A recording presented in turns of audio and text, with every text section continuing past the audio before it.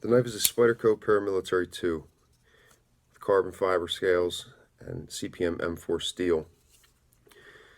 This was an exclusive that came out some time back. I had picked the knife up. I did a video on it. It's one that I like very, very much. As far as PM2s are concerned, to me, in my opinion, this is kind of the one. I mean, this is the one that I value the most and that I prefer. And that's completely subjective. I mean, that's, that's just my opinion on it, and that has to do with the total execution of the knife from Spyderco. It's one that I carry very much. This is a Spyderco Sleesh Bowie in CTS XHP. Another knife that I like very much and I carry very much. I mean, both of these find their way into my pocket quite a bit. XHP is an interesting steel.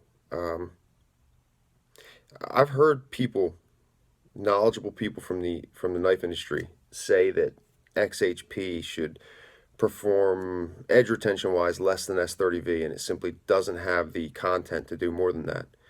And yet I've seen testers who've worked with it and done tests with it where the tests show otherwise. From my own experience carrying this knife in XHP as much as I do, the edge seems to last very well. I mean, it really seems to hold its own. And now, with that in mind, I keep a high polish on this edge. I mean, I mirror polish it. XHP doesn't have any vanadium in it, so it really opens you up to using whatever stones you want, similar to how ZDP does. Be that as it is, why feel limited to diamond? So, I mean, I typically will use Sharpens and go that route for this knife. Maybe that has to do with the edge holding. Maybe that plays into it. With that in mind, with the idea in mind that might be the cause, and XHP really deserves a test. It's not going to happen today. This isn't a test knife. That's just not what this is for. Maybe at some point in the future. But with that in mind, with the edge holding that I see from XHP, I come to the point where I wanted to get this M4 PM2 back in the pocket. And I always sharpen stuff before I put it back in the pocket and start carrying it again. I mean, I'll carry it, I'll use it, I'll set it aside, I'll carry something else. When it's time for it to go back, it gets resharpened and then carried. So instead of following my normal course of action with something like M4, just a diamond, ultra fine ceramic, and moving on to strops, I decided to play with the edge finish on this a little bit, manipulate it a little bit, and see if I could bring it up a finer finish without losing the bite on the edge, and then carry it and see if that made any difference. And that's really what the discussion of this video is about. So in resharpening this knife, going into it, I started with let's see, M4 does have some vanadium in it. It's got vanadium, it's got tungsten. I wouldn't think that just going the route of Sharpens would work very well. I mean, I think you could sharpen it that way, but I think it would you would get held up when you were really shooting for that really high level of sharpness towards the end. So I still started off with diamond stones, DMT diamond plates. Starting off with coarse, I'm making my way to fine, extra fine, and extra fine. After the extra fine diamond plate, I moved on to a DMT diafold sharpener that I've got. That's also extra fine, but it's very worn down. It's very, very, very broken in. I use it not only to sharpen, but also to resurface Sharpens and the Suhiro that I use. So this particular sharpener gets a lot. It's so much so, I mean, so much use with resurfacing those stones that it's actually mirror polished in some places. So it's very worn down. It doesn't cut very fast, but it seems to leave a finer edge than the DMT extra fine plate that I've got. So I throw that in almost as a final hit for the diamond stones. After working with that on the edge, I moved on to ceramics. Moving to Spyderco double stuff. using the medium ceramic. Now with this medium, I'm really not doing a whole lot. It was very little time on it, barely enough to throw a burr from side to side. After working with that, I moved on to the fine. Put a little bit of extra time in it, and the amount of time used here, it's something that's intuitive. It's not I'm not going to say it's not something you can teach. It's something that you get a feel for as a sharpener. When you start going down the road of manipulating edge finishes and that kind of thing, and what effects does it get on this steel, or what effects does it get on that steel. So I worked with the fine ceramic, and then moved on to a ultra fine. Worked with the Spyderco ultra fine. That was good. Was doing a lot of burr minimizing. Wasn't really taking it down as far as I wanted. I decided to throw Suhiro into the mix with half micron diamond spray on it. The Suhiro is a aluminum-based stone, so it's not going to cut the vanadium carbide in M4. But when you put the diamond spray onto the surface of it, and you're using it that way, that kind of changes the ball game. You get more from the stone, and you're also getting a very good polish on the knife. Now, keep in mind, I mean, with that said, I wasn't really going for a mirror polished edge here. I mean, I wanted a finer edge. I didn't really care about the polish. There's a difference between sharpening for aesthetics and sharpening for sharpness. And really, I mean, if you're going to sharpen for aesthetics, you should also be worried about sharpness. But oftentimes you see sharpeners who are new, who are just getting going on things, who don't know to look for the sharpness. They're more concerned with getting a pretty edge than getting an edge that's as sharp as they can get it.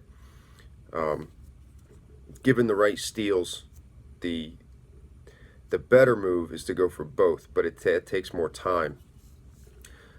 As far as I'm concerned, if you're not getting the sharpness, you're wasting your time. Doesn't matter whether you're trying to get it an edge that looks good or not.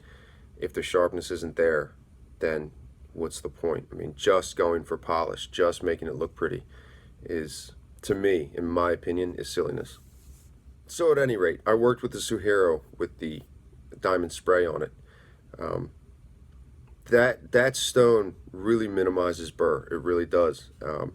It's really good for that. It's a nice stone. It's really smooth. I really enjoy using it. After that, I moved on to strops, starting with a 1 micron on wood. Worked with that, and of the strops, of the 6 that I used, they were all wood strops. The 1 micron is probably the most important. With your first strop, the main job of your first strop is to remove all burr from the edge.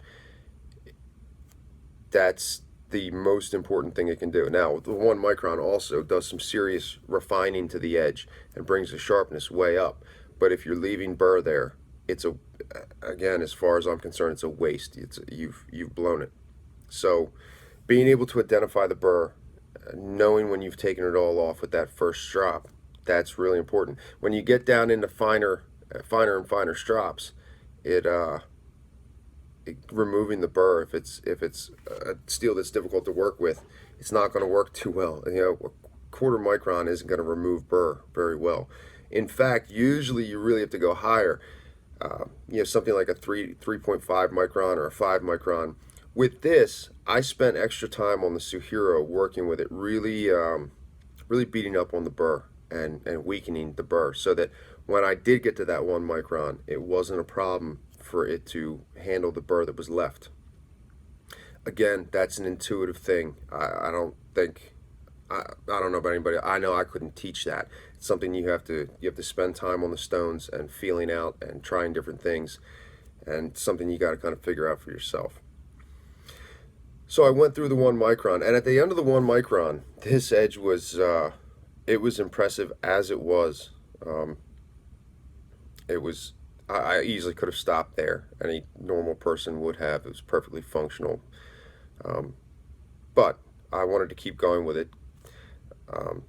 So I moved on to 1/2 micron and then 1/4 micron, and then made my way down to the more extreme sizes of diamond in the sprays. Moving on to a 0.05 micron and then a 0.025 micron, and finishing with a 0.005 micron. That's, as far as strops go, that's, I'm finishing at a point that's really extreme. It's really it's pushing the limits as much as I believe that they can be pushed. The resulting edge was how I wanted it. It's sticky sharp. You know, you touch it and it just kind of grabs into you. It goes right in, penetrates the first layers of skin. M4 is good for that. There are certain steels that really react well to sharpening. M4 is one, Super Blue is one, Crew Wear is one. Steels that really you find sharpeners enjoying the steels because they like working with them. M390 is another one that last time I used it, last time I sharpened it, surprised me at how well it came up. HAP 40 as well. You know, if you go about them right, if you take the right course of action through sharpening, it, you know, okay, fine, I can get them to whittle hair, but I mean, I can do that and not be satisfied with the edge. But yeah, I mean, last time I touched M390 and HAP 40, it really, you know, I came away from it surprised at how sharp I got them. So, like I said, M4 is like that as well. I mean, not only does it have great edge retention and good toughness, but it also, the edge that it takes, it just screams with sharpness. People really love it for that. I just wanted to do this video just to discuss one approach to manipulating edge finish to get a different result, a different kind of edge. And I'm going to carry this now and just see what I see, you know, see if it seems like the edge holds up longer than it was before. And that's, you know, there's nothing measured about it. There's nothing scientific. I mean, I'm not even paying it with the buoy. I'm not even paying attention when I'm carrying it. I just know that it's lasting longer than I would think. And I've carried knives in S30V recently and had them seem to not last as long. Now that's a different edge finish. So maybe the edge finish has to do with it, or maybe I baby this knife. I don't know. But it seems like there's definitely something to it, and maybe XHP, due to grain size or whatever, maybe it performs better than some people think that it should. So it was an interesting idea. I thought it was worth making a video about, and I am very happy with both these models. I mean, these are both really heavyweights in my opinion, as far as possible options for knives that you could carry.